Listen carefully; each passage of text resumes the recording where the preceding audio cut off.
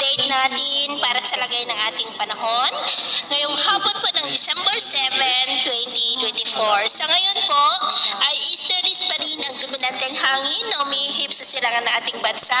at ang amihan ay umiihip po hanggang dito sa northern part ng Northern Luzon. At sa ating pong long range forecast ay wala naman na pong malakas na bagyo na nakikita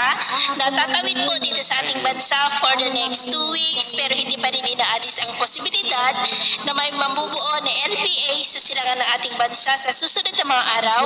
at ang development pa rin ng mga yan ang ating babantayan kung matutuloy po o hindi. At sa lagay ng ating panahon, ngayong hapon ay maulap ang kalangitan with isolated rains sa ilang bahagi po ng Cagayan Valley, Cordillera, Ilocos Region, ilang bahagi lamang ng Central Luzon, Palawan, Camarines Sur, Catanduanes, Panay Island, Masbate, Negros, Cebu, Bohol, Leyte, Samar Provinces, Sulu Archipelago,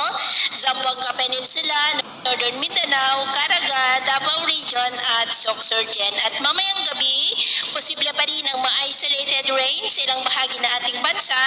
lalo na po sa may Mindanao, ilang bahagi ng Kabisayaan, Calapan, Marinduque, Masbate, Catanduanes, Lobo, Pangasinan, Zambales, Tarlac, La Union, Ilocos Sur at ilang bahagi ng Cagayan. Kaya mag-ingat pa rin tayo sa mga banta pa rin ng mga pagbaha at pagguho ng lupa.